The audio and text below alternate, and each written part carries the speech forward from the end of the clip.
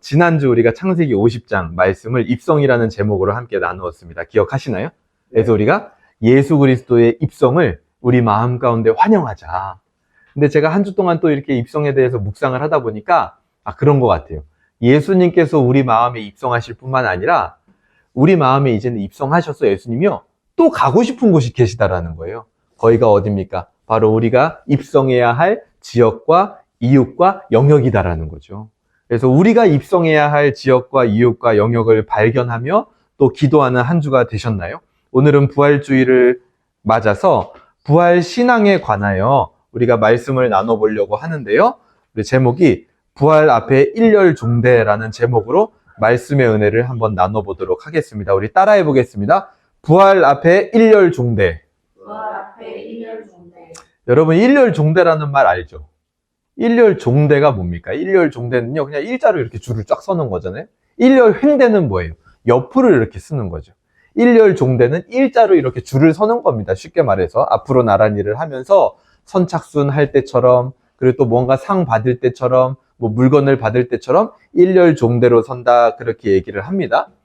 근데 제가 이제 오늘 제목을 부활 앞에 일렬종대로 잡은 이유가 뭐냐면, 제가 이제 부활절 설교를 준비하면서 문득 저의 이제 어린 시절이 좀 떠올랐어요. 그게 언제냐면 아마 중학교 때였을 겁니다.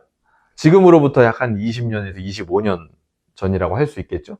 제가 중학교 때 학교 선생님 중에 국어 선생님이 계셨어요. 근데 그 국어 선생님이 여자 선생님이었습니다. 여자 선생님. 근데 그 여자 선생님의 특징이 뭐였냐면 여자분이신데도 키가 되게 크고, 제 지금 기억에 키가 크고 덩치가 진짜 엄청 컸어요. 그리고 거의 남자 못지 않을 만큼. 그래서 그 선생님은 숙제를 안 해오거나, 그리고 이제 일주일에 한 번 이제 국어 시간이 있을 때 그 한 주 동안에 문학 작품을 읽어와야 됐어요. 뭐 예를 들어서 뭐 우리 유명한 뭐 한국 고전 중에 뭐 소나기, 뭐 소설 같은 그런 거 있죠. 홍길동전 뭐 이런, 하여튼 뭐가 됐든지 간에 하여튼 한국 소설을 일주일에 하나씩 무조건 읽어왔어야 됐어요. 그 두 가지 숙제가 있었습니다. 국어 숙제랑 문학 작품 읽어오는 숙제. 근데 만약에 그거를 이제 둘 중에 하나라도 안 했다, 그러면 이제 선생님이 어떻게 하시냐면 수업 시간에 이제 시작할 때 그거부터 검사를 해요. 그래가지고 안 해온 애들이 있을 수 있잖아요. 그러면 걔네들을 오늘 말씀 제목처럼 일렬종대로 세웁니다. 그래가지고 뭘 하냐면 한 명씩 이제 교실 앞으로 나와요. 칠판 큰 거 있잖아요. 교실 앞에 앞으로 나와요. 거기에 이제 벽을 잡고 서고 뭘 하냐, 소위 말하는 이제 줄바따를 때립니다. 그래가지고 그 대걸레 마대자루로 이제 때리는데 그 소리가 진짜 제가 지금도 선명해요. 이 진짜 펑펑 소리가 막 나는데 얼마나 그 소리가 크고 이 진짜 이 힘이 여자 선생님이신데도 엄청났는지 그 국어 시간에 숙제 제출률이요. 학기 초에는 이제 애들이 모르니까 몇 번씩 안 해와요. 근데 그 줄바따를요 한 번, 두 번 이제 경험하잖아요. 그러면 숙제 제출률이 100%에 육박합니다. 그리고 제 그때 기억이, 제가 다니던 중학교가 진짜 이 질이 안 좋은 그런 학교였거든요. 근데 소위 말하는 그 노는 애들 있죠.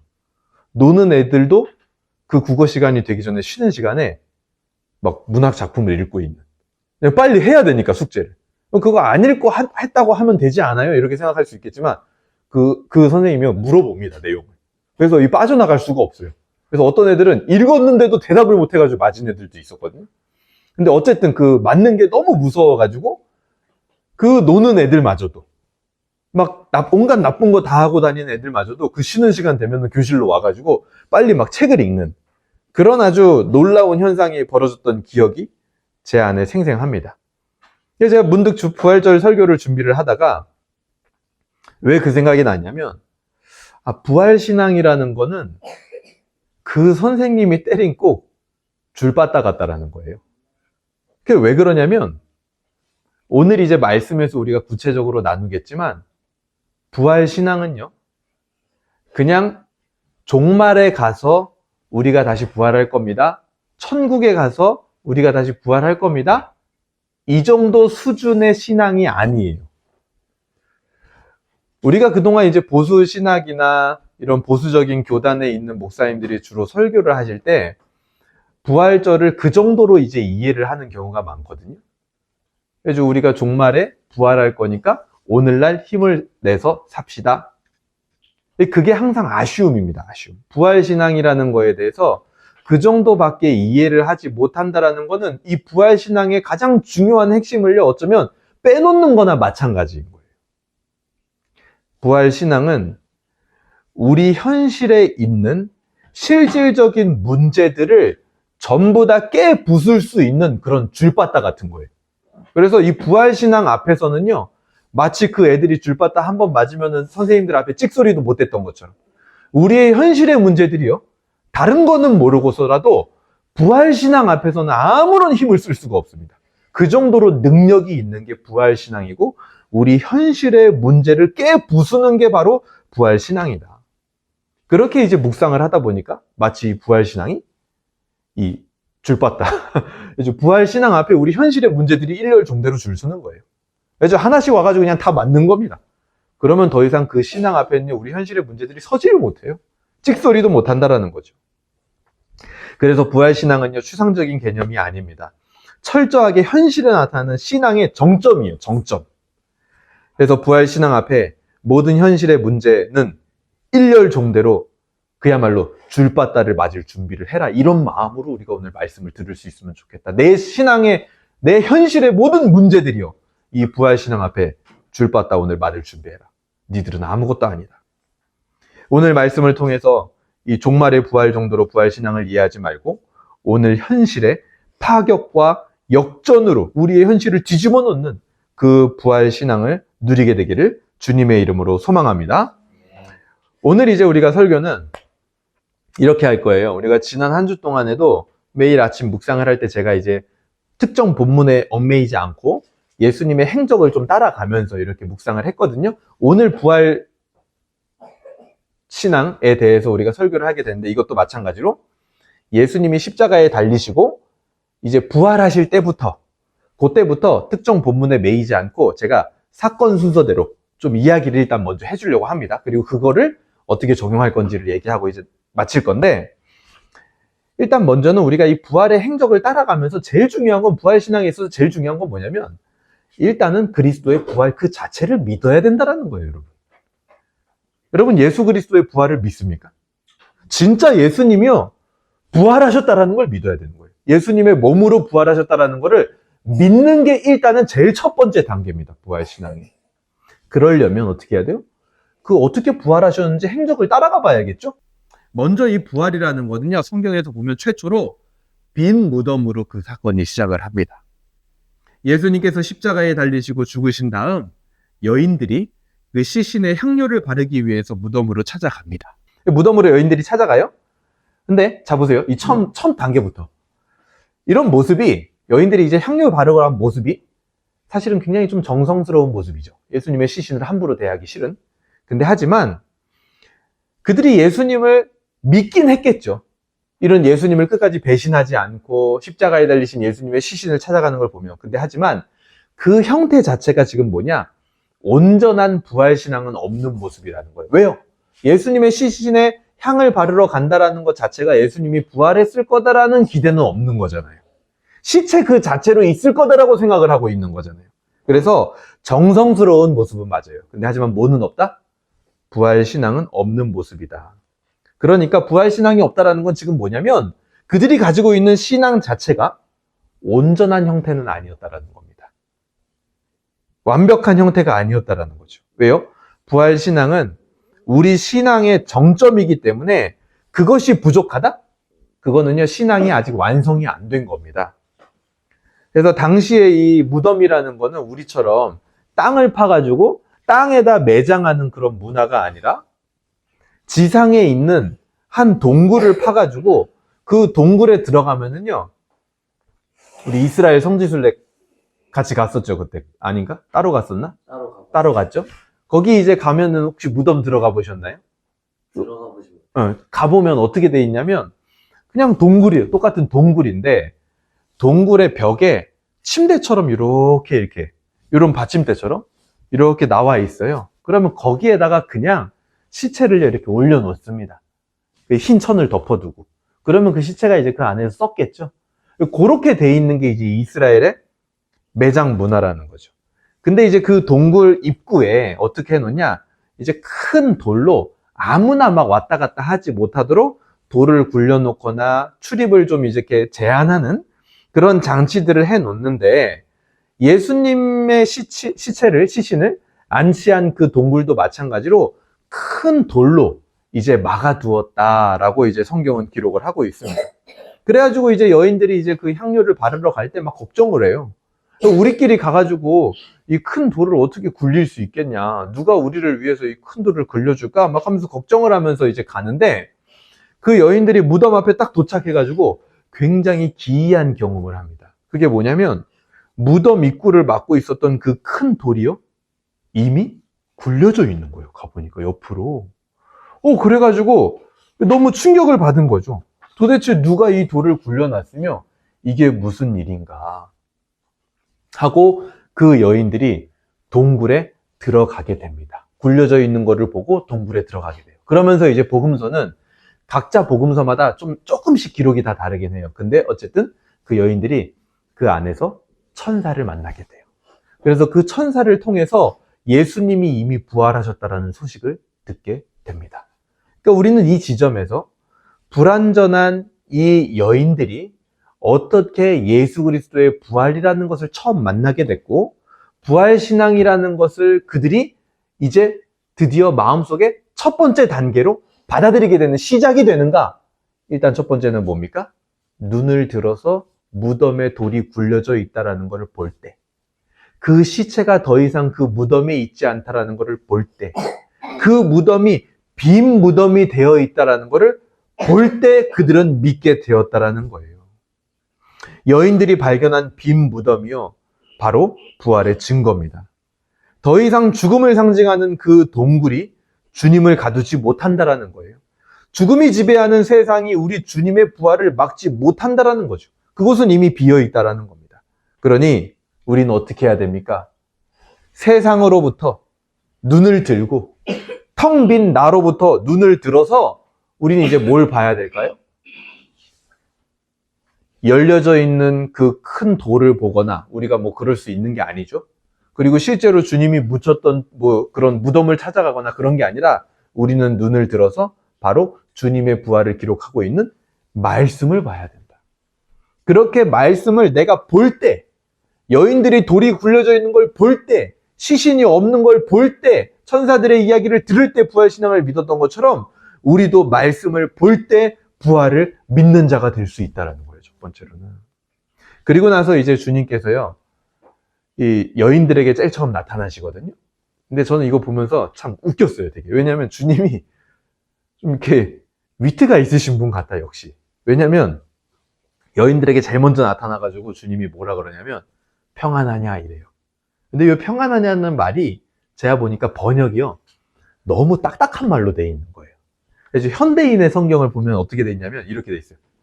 잘 있었냐? 이렇게 돼 있어요. 영어로 뭐예요? How are you today? 주님이요, 그 십자가에 달리고 3일 만에 부활해가지고 여자들 만나가지고 한다는 말이, 그 여자들하고 제자들은 막 지금 비통에 빠져 있었거든요? 근데 주님은 나타나가지고 잘 있었지? 이러고 나타난 거예요. 그러니까 그게 뭐예요? 주님은요, 지금 아무 일도 없었던 것처럼 나타나서 인사를 하는 겁니다, 지금. 그 말인 즉슨 죽음이 예수님께는 아무런 영향도 끼치지 못한다는 거예요. 주님께는 죽음도 별일이 아니라는 겁니다. 그러니까 그냥 잘 있었냐? 이렇게 얘기를 하는 거예요. 마치 어디 여기 동네 앞에 갔다 온 것처럼. 예수님이 죽었다 살아나신 분이 막 이러고 나타난 게 아니라 잘 있었냐? 뭐 요즘 요 앞에 갔다 온 것 같아요. 그래서 여인들이 그 주님을 만나고 나서 제자들에게 가서 주님이 부활하셨습니다 라고 부활의 소식을 전해요. 근데 이 제자들이요, 믿지 못합니다. 왜요? 보지 못했거든요. 굴려져 있는 돌도 못 봤고, 시신이 없는 것도 못 봤고, 오늘 우리처럼 말씀을 보지도 못했거든요. 그러니까 당연히 그 부활 신앙을 가질 수도 없고 부활을 믿지 못하는 거죠. 그렇게 제자들이 믿지 못했다라는 이 기록이요, 복음서 곳곳에 막 나타납니다. 그리고 나서 주님이 또 누구에게 나타나셨냐면 이제 본격적으로 제자들에게 나타나시기 시작을 하는데 그 중에 첫 번째 좀 특이하게 이 제자들에게 나타나신 경우가 있는데 그게 바로 주님의 십자가를 경험하고 사건을 보고 너무나 낙심에 빠져서 두 제자가 엠마오라는 지방으로 가고 있습니다. 그때 그 두 제자에게 주님이 나타나시는데 그 제자들도 이 주님을 만나고 나서 다른 제자들에게 가서 야 정말 주님이 살아나신 게 맞더라 하고 전했는데 다른 제자들도 역시 믿지 못해요. 그러니까 주님의 살아나심을 실제로 보지 못한 제자들은요 아무도 믿지 못합니다. 실제로 보고 경험을 해야 된다는 거예요. 누가복음 24장에 보면은 엠마오로 가던 제자들에게 나타나신 주님의 이야기가 자세히 나오는데 여기서 이 부활하신 주님을 어떻게 믿게 됐는지 그 과정이 자세히 나와요. 어떻게 나오냐면 제자들이 둘이 걸어가고 있는데 주님이요 거기 부활하신 주님이 슥 이렇게 같이 함께 가는 거예요. 근데 그 두 제자가요 처음에요 그게 주님인지 몰라요. 그래서 그 예수님이요 옆에 딱 가가지고 뭔 일입니까? 얼굴이 좀 어두워 보이는데? 그러니까 그 두 제자가 아니 당신 지금 뭐 예루살렘에서 뭔 일 있는지 듣지도 못했어요? 우리가 따르던 선생님 예수님이 이 예루살렘에 와가지고 십자가에 달려서 죽어버렸다니까요. 이거 그래가지고 우리가 그의 제자인데 지금 너무 슬픈 마음으로 지금 가고 있다. 그래 예수님이 이제 그렇게 물어보시고 자기 얘기잖아요. 그걸 듣고요 어떻게 하시냐면 성경에 보면 누가복음에 보면 이렇게 말해요. 성경을 그렇게 그들에게 풀어서 알려주셨다 이렇게 말을 합니다. 그러자 그리고 나서 성경을 풀어서 알려주시고 그들에게요 예수님이 빵을 떼서 축복 기도를 하시고 그들에게 빵을 나눠주셨다 이렇게 나오거든요. 근데 그들이 그 빵을 먹은 즉시 눈이 열려서 그가 바로 예수님인지를 알아봤다라고 성경이 기록을 하고 있습니다. 그러니까 우리가 이 흔적을 보고 알 수 있는 게 뭡니까? 그들이 부활신앙을 받아들이게 되는 과정, 부활신앙을 경험하고 믿게 되는 과정을 두 가지로 얘기할 수 있겠죠. 첫 번째는 뭐예요? 주님이 풀어주신 말씀을 통하여. 그래서 그들도요, 주님이 우리에게 말씀을, 성경을 풀어주실 때 우리의 마음이 막 뜨거워지지 않았냐? 이렇게 얘기합니다. 그리고 두 번째는 뭡니까? 주님께서 떼어주신 그 떡에 동참할 때 그들이 바로 부활신앙을 받아들이게 되는, 수납하게 되는 그런 계기가 되었다라는 거예요. 주님이 떼어주신 떡에 동참한다는 게 뭡니까? 오늘 우리가 하게 될 바로 성찬을 의미하는 거죠. 그러니까 부활은 그런 과정을 거치고 나서야 우리에게 현실이 된다라는 겁니다. 그러니까 그만큼 말씀과 성찬이 그만큼 중요하다라는 거예요. 이 말씀과 성찬을 통해서 우리의 신앙이요 완성으로 이끌려져 가는 겁니다. 이 두 제자처럼. 그리고 나서 주님께서는 이제 다른 제자들에게도 이제 다른 제자들은 어디로 갔을까요? 예루살렘에서 이제 그 주님의 십자가 사건을 보고 나서 절망해가지고 어디로 갔냐? 대부분 다 갈릴리로 돌아갑니다. 왜냐하면 예수님 제자들이 이제 갈릴리 출신들이 많거든요. 다 돌아갑니다. 그래서 예수님이요 또 그 제자들도 찾아가야겠죠. 그래서 예수님이 그 제자들에게 나타나세요, 실제로. 그리고 나서 그 제자들에게 너희에게 평화가 있어라. 이건 뭐예요? 말씀이죠, 말씀. 평화가 있을지어다, 평강이 있을지어다 하고 말씀을 해주시고 두 번째는 뭐라 그러냐면 이제 체험을 하게 해줍니다. 야, 저 모여. 그리고 손을 보여주면서 야, 저기 받지 못 박힌 손. 그리고 여기 옆구리 봐, 옆구리 창자국. 그래서 만져보라 그래요. 너희들이 실제로 보라 그럽니다. 경험해보라 그래요. 예수님이 여기서 나머지 제자들에게도 나타나셔서 하신 게 딱 두 개예요. 뭐냐? 첫 번째, 말씀을 해주셨어요. 두 번째, 마치 그 엠마오로 갔던 두 제자에게 예수님의 떡, 살을 나눠주셨던 것처럼 실제로 이 제자들에게도 예수님의 살을 보고 만지고 경험해보라고 얘기를 합니다. 그러니까 부활신앙을 믿게 되는, 부활신앙을 우리가 받아들이게 되는 길은요 딱 두 개밖에 없는 거예요. 첫 번째는 그냥 말씀, 두 번째는 예수님의 몸을 우리가 받아들여야 돼요. 그것을 보고 만져야 되는 겁니다. 그게 바로 부활신앙을 받아들이게 되는 시작점이라는 거예요. 그래서 도마에게도 예수님이 뭐라 그랬습니까? 옆구리에 손을 넣어보고서라도, 만져보고서라도 믿지 못하는 자가 아니라 믿는 자가 되라. 무엇을 믿으라고요? 주님의 부활을 사실로 믿는 자가 되라라고 얘기를 하는 거예요. 그리고 나서 이제 예수님이요, 이제 부활신앙이 드디어 생겼단 말이에요. 제자들이 부활하신 주님을 믿어요. 그러면 이 부활신앙이 너희들의 삶에 앞으로 미칠 영향이 무엇이냐 이거를 얘기해 주시는데 요거는 한번 우리 찾아봅시다. 마가복음 16장 17절 한번 보세요. 마가복음 16장 17절, 16장 17절 거의 마지막입니다. 마가복음의 맨 끝 16장 17절. 자, 17절 찾았나요? 거기 보면 17절에 믿는 자들에게는 이렇게 시작하죠? 이제 믿는 자들에게는 요게요, 이제 다르게 보여야 되는 거예요, 우리가. 뭘 믿는 거냐? 부활신앙을 믿는 겁니다. 자, 요 읽어볼게요. 17절 시작. 믿는 자들에게는 이런 표적이 따르리니 곧 그들이 내 이름으로 귀신을 쫓아내며 새 방언을 말하며 18절 뱀을 집어올리며 무슨 독을 마실지라도 해를 받지 아니하며 병든 사람에게 손을 얹은즉 나으리라 하시더라. 이렇게 말씀하시죠. 이게요, 부활신앙이 이제 제자들이 다 부활신앙 갖게 됐단 말이에요. 그 부활신앙을 가진 사람들에게 나타나는 영향력, 부활신앙이 가지는 영향력이 이런 것들이다라는 거예요. 이게 뭐냐면 이 말이에요. 쉽게 말해서 부활신앙은 너희들의 현실에 영향을 미친다. 여기 나오는 표적이 뭡니까? 귀신을 쫓아내고 방언을 말하고 뱀을 집어올리고 독을 마셔도 해를 받지 않고 병든 사람을 고친다. 이게 뭐예요? 무슨 다 영적인 세계에서 벌어지는 일입니까? 아니면 죽은 뒤에 벌어지는 일이에요? 아니에요. 제자들의 현실에 앞으로 임할 일이라는 거예요. 그래서 예수님이 말씀하시는 건 뭐냐면 부활신앙이 미치는 영향력이 바로 너희의 현실에 임할 것이다. 현실에 영향을 미칠 것이다. 이거를 얘기해 주는 겁니다. 예수님은요, 부활하시고 제자들에게 3번이나 나타나셨어요. 그리고 공통적으로 주님의 부활이 뜬구름 잡는 부활이거나 종말 때에만 있는 부활이 아니라 지극히 제자들의 현실 속에 침투되는 것이라는 것을 주님이 굉장히 강조해서 알려주십니다. 그리고 나서요, 이제 잘 보세요. 부활신앙 때문에 제자들의 현실의 문제들이 이제 정복이 됩니다. 왜냐하면 그 부활신앙은 현실에 영향을 미치니까. 자, 이제 현실의 문제가 정복이 됐어요.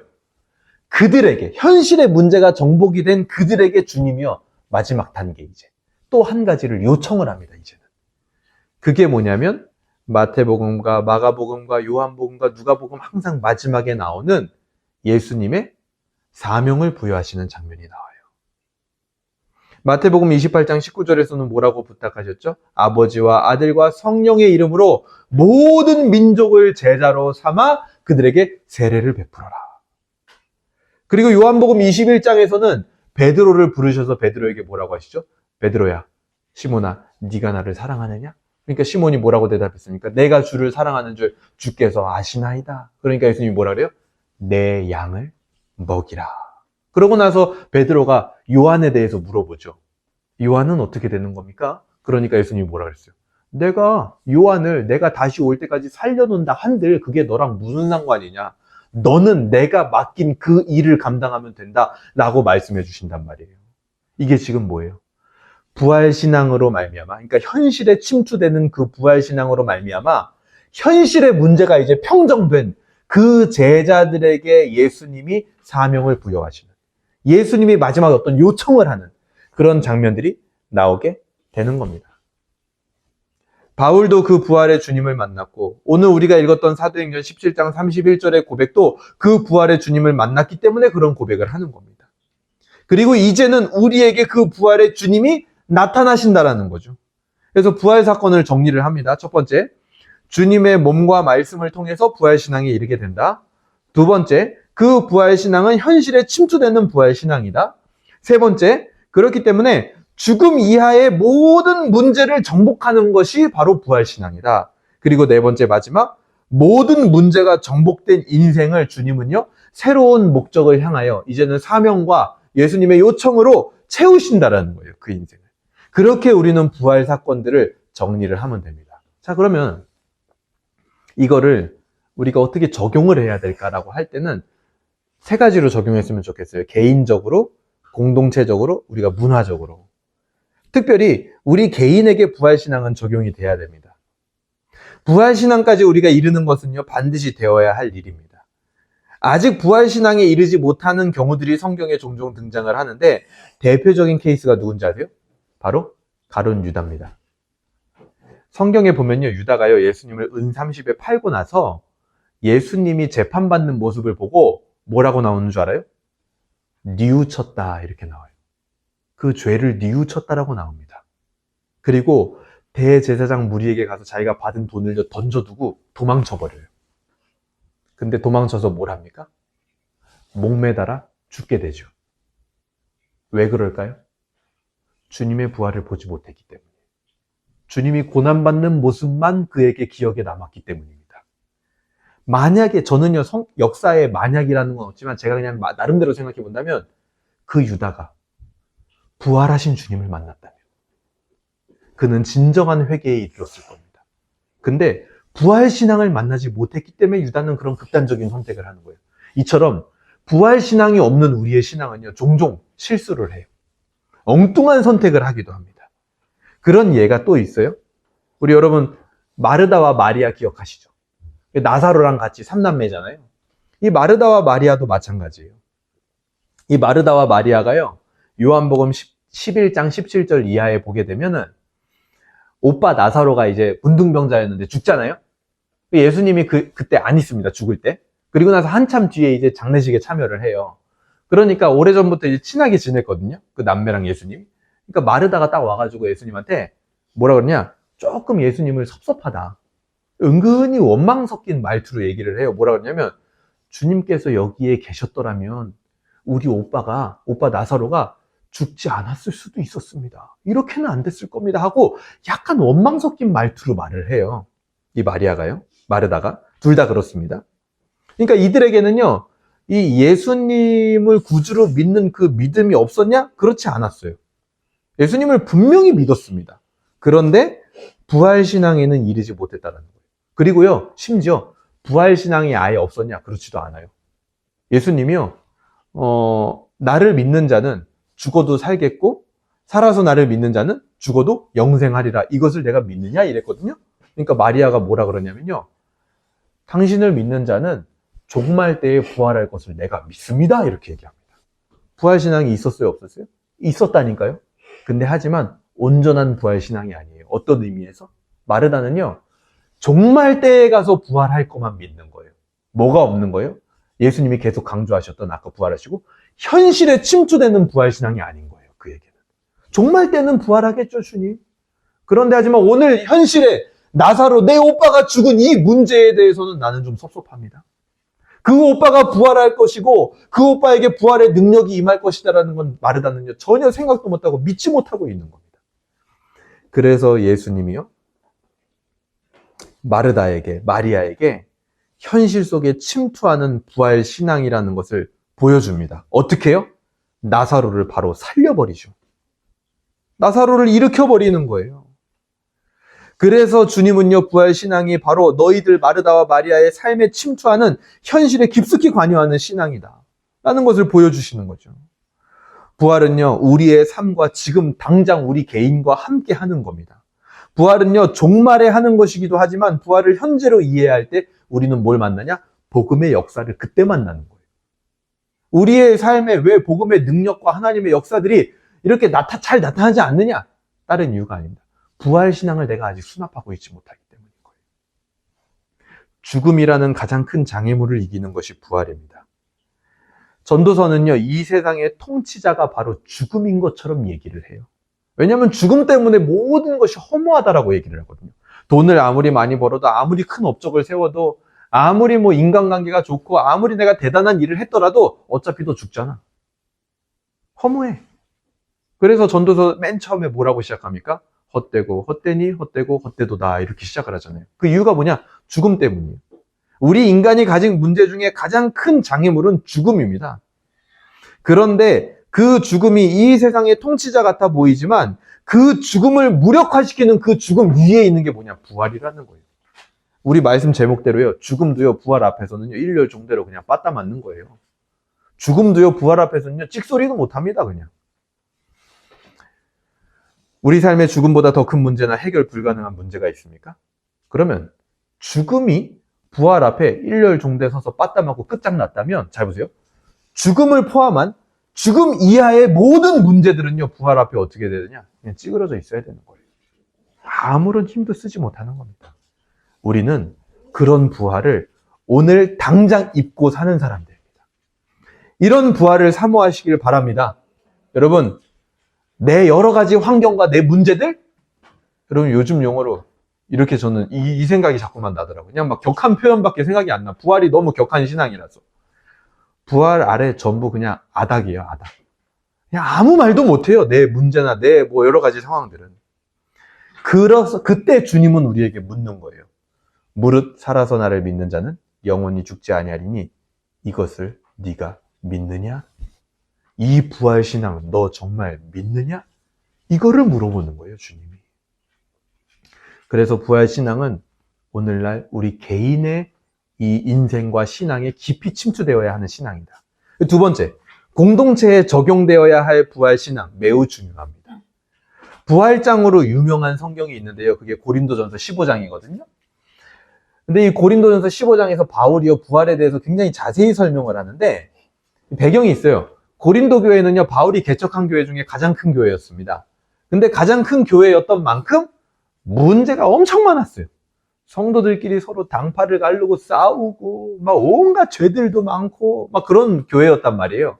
그래서 바울이요 고린도전서 15장 부활장이라고 하는 거가 나오기 전까지 한 14장 13장까지요 계속 모든 문제들에 대해서 성경적인 해결책을 제시를 해줍니다. 야, 요럴 때는 이렇게 해야 돼. 요럴 때는 이렇게 해야 돼. 이런 문제는 이렇게 해결해야 돼. 막 하다가 맨 마지막에 가가지고 갑자기 부활에 대해서 이야기를 하거든요. 그리고 나서 뭐라 그러냐. 그 부활장을 이야기하면서 딱 한마디 하죠. 나는 날마다 죽노라 라는 유명한 고백을 합니다. 아니 그 교회의 문제들을 이야기하다 바울이 왜 부활을 갑자기 이야기했을까요? 다른 이유가 아닙니다. 공동체의 수많은 문제, 그리고 그것들을 해결할 수 있는 지혜로운 해결책들이 여러 가지가 있을 수 있지만 가장 중요한 것은 그렇게 여러 가지 문제들로 인해서 분열되고 갈라진 공동체를 회복할 수 있는 유일한 가장 근원적인 길은 바로 부활신앙이라는 거예요. 왜 그럴까요? 여러분 여기 뭐 이게 뜬구름 잡는 게 아니라 왜 그럴까요? 이유가 있어요. 바울이요 그랬죠. 나는 날마다 죽노라. 거기 그 고백에 답이 있는 겁니다. 바울이요 왜 날마다 죽는다라는 고백을 할 수 있었을까요? 그리고 어떻게 그렇게 살 수 있었을까요? 부활할 것을 믿기 때문에. 부활신앙이 있기 때문에 내가 오늘 또 죽어도 되는 거예요. 왜? 어차피 난 주님 안에서 부활할 거니까. 그러니까 나를 죽도록 던져줄 수 있는 거예요. 그렇게 삶을 살 수 있는 겁니다. 부활신앙이 있기 때문에. 자 보세요. 갈라진 공동체, 처참하고 넘어진 그 공동체, 죄 때문에 힘들어하고 있는 그 공동체를 살릴 수 있는 길은 바로 뭐냐면 이런 부활신앙을 가지고 날마다 공동체를 위해서 죽을 수 있는 사람이 있다면 그 공동체는 살아납니다. 그래서 부활신앙이 공동체를 살리는 키라는 거예요. 바울같이 나는 날마다 죽노라를 부활신앙으로 고백할 수 있는 사람이 고린도 교회의 그 공동체에 한 사람이라도 있으면 그 교회는요 망하지 않고 살아난다라는 거예요. 바울은 그래서 고린도전서 맨 마지막 15장에서 부활신앙을 이야기하는 이유가 거기 있는 겁니다. 모든 문제들에 대한 해결책을 제시할 수 있지만 제일 중요한 건 부활신앙이 있는 그 사람 한 명만 있으면 돼. 그러면 공동체는 살아나. 그 갈라진 공동체는 하나로 연결될 수 있어. 왜요? 그 사람이 나는 날마다 죽노라라는 그 정신으로 공동체에 자신을 던져버릴 거거든요. 그러니까 교회는 망하지 않는 거예요. 그런 사람이 있다면요. 그런 자만이 공동체를 살릴 수 있는 겁니다. 부활신앙은 이처럼 공동체를 살리는 유일한 길입니다. 자기 자신이 수치를 당하고 죽는 길이어도 부활할 것을 믿고 나는 날마다 죽노라라는 마음으로 공동체에 자신을 뿌릴 수 있는 사람이 공동체를 살리게 된다는 거죠. 그래서 오늘날 공동체, 우리 교회에 부활신앙이 반드시 있어야 하는 이유가 여기에 있는 거예요. 공동체의 고질적인 문제도 부활신앙 앞에서는 뭐예요? 오늘 제목처럼 일렬종대로 줄바따 맞고 힘없이 사라지는 거예요. 우리 교회에 무슨 문제 있어? 우리 교회에 이런 문제 있어? 우리 교회는 이런 게 좀 그래? 그런 모든 문제들? 부활신앙 앞에서는 끝장나는 겁니다. 누구 한 사람이라도 부활신앙 가지고 있으면 그 문제들은 더 이상 문제가 되지 않아요. 부활신앙만이 공동체를 하나로 만들고 세우는 유일한 길입니다. 마지막으로 부활신앙은요, 이 성도들, 교회, 이 세상의 문화를 바꾸는 신앙입니다. 오늘 주님의 부활 이후의 행적을 보니까 주님의 몸을 나누는 이 성찬이라는 거 있잖아요. 그게요, 부활신앙에 이르는 아주 중요한 지점이라는 걸 우리가 알게 됐죠. 왜냐하면 부활신앙을 수납할 때 말씀이랑 주님의 몸을 통해서 수납을 하게 됐잖아요. 그래서 이 성찬이요, 주님의 몸을 기념하는 거거든요. 그래서 성찬은 매우 중요한 지점이 됩니다. 부활신앙을 우리가 수납을 할 때요. 그래서 예수님께서는 십자가에 달리시기 전에 우리가 오늘 성찬할 것처럼 제자들과 함께 모여가지고 이 최후의 만찬이죠. 유월절 만찬을 제자들과 함께 나누셨습니다. 이 최후의 만찬, 우리가 유월절 만찬 하면 뭐가 생각나요? 레오나르도 다빈치의 그 최후의 만찬 그림 아시죠? 근데 그 그림이 되게 유명하잖아요. 근데 그 그림이 왜 유명한지 아세요? 그 전에요, 저도 몰랐는데 이 레오나르도 다빈치가 최후의 만찬 그림을 그리기 전에 예수님의 이 최후의 만찬 주제로 그림 그린 사람이 없었을까요? 엄청 많았대요. 그거를 다빈치가 처음에 막 생각해가지고 그린 게 아니라 성경에서 나타나는 너무나 이게 놀라운 사건이기 때문에 이 성만찬을 기념하는 사건이잖아요, 나타내는. 그러니까 화가들이 당연히 많이 그렸겠죠. 근데 다빈치의 그림만 유명하잖아요. 이유가 있어요. 왜 그러냐면 그 전에 그렸던 모든 화가들은 성만찬을 그릴 때 유다를 어떻게 표현을 하냐면 유다를 예수님 식탁의 반대편에 있는 사람으로 구도를 잡고 표현을 합니다. 다른 사람들의 그림은요. 근데 유일하게 레오나르도 다빈치의 그림에서만 유다가요, 그냥 제자들 무리 안에 그냥 들어와 있어요. 물론 자세히 보면요, 표정이 안 좋아요. 근데 중요한 건 그 그림의 구도 자체가 유다를 제자 무리 안에, 예수님 무리 안에 그냥 넣어놓고 있다라는 거예요. 그게요, 다른 그림들과 차별성이었고 그 당시에는 굉장히 충격적인 구도와 화법이었다라는 거예요. 왜요? 유다는 배신자였거든요. 근데 그 유다를 예수님의 그냥 식탁 공동체에 함께 남겨 놓았다라는 거. 그게 놀랍다라는 거죠. 여러분, 근데 한번 생각해 보세요. 실제로 만찬을 나눌 때 구도가 어땠을까요? 예수님이 딱 이제 마지막 유월절 만찬 모였어? 딱 모여. 야, 모여. 이제 우리 떡하고 잔을 나눠야 되는데 모여. 근데 유다가 딱 와. 예수님이. 저로 가. 이랬을까요, 예수님이? 너 저 한 칸 떨어져. 너. 야, 저 유다는 한 칸 떨어뜨려라. 예수님 왜요? 하여튼 이유가 있어. 그래서 왠지 재수가 없어. 그러니까 한 칸 떨어뜨려놔. 이랬을까요? 근데 반대편에 위치시켜. 그랬을까요? 아니요. 그냥 함께 있었을 겁니다. 그쵸? 오히려 예수님은요, 이 배신자였던 유다에게 차별을 두고 반대편에 앉으라고 한 게 아니라 같이 떡반죽 그릇에 손을 넣으면서 마지막까지 기회를 주신 분이에요. 나와 함께 떡반죽 그릇에 손을 넣는 자가 바로 그다 하면서 그게 예수님이 기회를 주시는 거거든요. 그러니까 저는요, 이 다빈치의 그림이 실제 상황을 잘 표현했을 것 같다라고 한 표를 주고 싶습니다. 같이 그 식탁 공동체에 있는 것.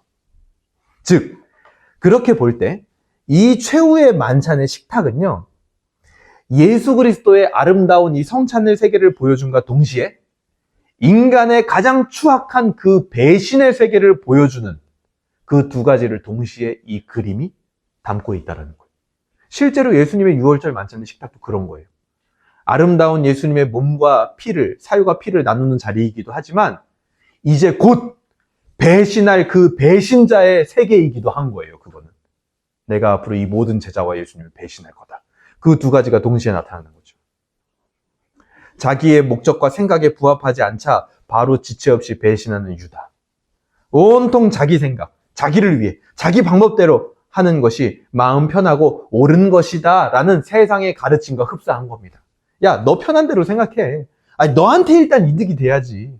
아니, 네가 일단 괜찮아야지 되는 거지. 무슨 남 생각하고 있어. 그거는요, 유다의 사고방식인 거예요. 세상의 가르침인 겁니다. 하지만 우리는 알죠. 그런 사고방식이, 그런 삶의 방식이 우리를 구원하거나 평화를 주거나 하기는커녕 우리를 오히려 더 불편한 진흙탕으로 이끈다는 사실을 우리는 안다라는 거예요.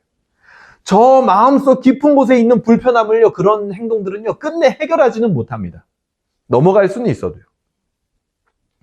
예수님은요, 그런 유다와 같이 살아가는 우리 모두를 성찬에 함께 하도록 내버려 두셨다라는 거예요. 반대편에 두게 하지 않으셨다라는 거죠. 우리가 사실은 다 유다 아닙니까? 그렇게 살고 있지 않아요? 그런 생각을 종종 하지 않습니까? 에라이, 그냥 나 편한 게 최고지. 예수님이 베푸신 성찬은 그런 거예요. 예수님이 성찬 베푸실 때요, 아무 문제도 없고 행복하고 화목하기만 한 그런 우리랑 동떨어져 있는 그런 식탁이 아닙니다. 예수님의 성찬은. 예수님의 성찬의 식탁은요, 배신자가 드러나고 그 상황 속에서도 살과 피를 나눠야 하는 처절한 현실 안에서 예수님은요, 성찬을 베푸신 거예요. 예수님이 베푸신 식탁이니까 내 구질구질한 삶하고는 급의 차이가 있겠지. 예수님은 화목하고 행복하고 제자들은 좋았겠다. 아니요. 예수님이 베푸신 성찬은 처절한 현실을 함께 끌어안고 있는 그런 성찬이라는 거예요. 곧 예수님을 배신할 유다도 함께하는 그런 성찬. 마치 우리의 삶처럼. 우리의 삶도 얼마나 처절합니까? 여러 가지 고통과 아픔이 내 삶에 함께 들어와 있죠. 하나님의 은혜와 기쁨도 있지만 그 두 가지가 항상 같이 존재하는 것처럼 우리 삶에 예수님의 성찬의 식탁도 그렇다라는 거예요. 그 처절한 현실과 우리의 삶을요, 예수님의 살과 피로 가득 채운 겁니다. 그리고 그 살과 피에 동참한 제자들과 함께 예수님께서는 처절한 현실을 완벽하게 역전시키는 부활을 보여주시는 거예요. 부활은요, 지상 최대의 역전입니다. 그래서 온전한 행복과 만족을 이 세상은 막 찾고 있지만 결국에는 찾지 못해서 방황하는 모든 인생들에게 진정한 평화와 행복과 만족이 무엇인지 알려주시는 것이 바로 성찬과 부활이다라는 거예요. 우리의 처절한 현실에서 승리하게 하는 것은 그 우리가 있는 자리에서 예수님의 살과 피에 동참하는 겁니다. 그 살과 피가 없다면 우리도 역시 유다와 같이 배신의 세계에 발을 들여놓을지 우리는 아무도 알지 못하는 거예요. 그 성찬의 자리가 우리 배신의 자리가 될지 모르는 겁니다. 살과 피에 동참하지 않는다면, 부활신앙을 수납하지 않는다면. 진정한 행복을 찾지만 갈증을 해결하지 못하는 오늘날의 문화. 모든 것의 동기가 자기중심적이고 그러다 보니까 불만족으로 시작할 수밖에 없는 그 문화가 있는 거예요. 그러니까 내 중심적으로 생각하고 판단하니까 항상 뭔가 불만족적이에요. 그런데 그런 문화를 초월해서 은혜로 말미암아 진정한 만족의 문화로 바꾸고 그렇기 때문에 나 중심이 아니라 남을 위하여 하나님을 위하여 살아갈 수 있는 문화를 이끌어내는 것이 바로 이 성찬과 부활이다라는 거예요. 이 세상이요, 무언가를 열심히 하는 이유는 대부분 다 여러분 생각해보세요. 불만족 때문이에요. 돈을 열심히 왜 버는 줄 알아요? 내가 돈이 모자라다고 생각하니까 열심히 버는 거예요. 나 돈 충분해 이러면 돈 안 법니다. 그렇죠? 내가 돈이 부족하니까 돈도 열심히 버는 거예요. 내가 뭔가 똑똑하지 않다고 생각하니까 책을 보고 공부를 합니다. 그러니까 이 세상은요, 모든 동기가 뭐로 시작한다? 불만족으로 시작한다. 근데 우리는 어떻게 살아야 되는 사람들이에요? 불만족이 아니라 우리는요, 이미 그 성찬과 부활로 배가 불러. 만족해. 그렇기 때문에 하나님을 위하여 열심을 내는 문화가 다른 거예요. 결과는 똑같을지언정.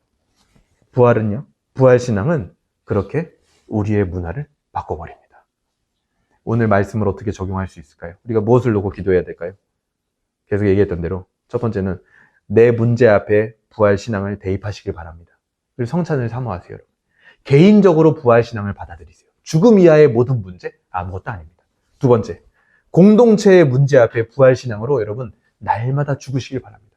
여러분이 속한 공동체, 우리 교회도 있지만 가정도 있을 것이고 내 친정과 시대, 뭔가 다 있을 거예요. 그리고 내가 일하는 일터도 있을 겁니다. 내가 만나는 여러 가지 공동체들, 속한 공동체들이 있을 거예요. 거기서 여러분 날마다 죽으시길 바랍니다. 그럼 그 공동체는 깨어지지 않아요. 세 번째, 배신과 자기중심의 세계에서 성찬의 세계로 인도하는 부활신앙의 문화, 그 성찬의 문화, 예수님의 살과 피를 먹고 마시는 그 문화를 일단 여러분들이요 즐기시길 바래요. 그래서 저는요 오늘 성찬도 여러분 즐기시길 바랍니다.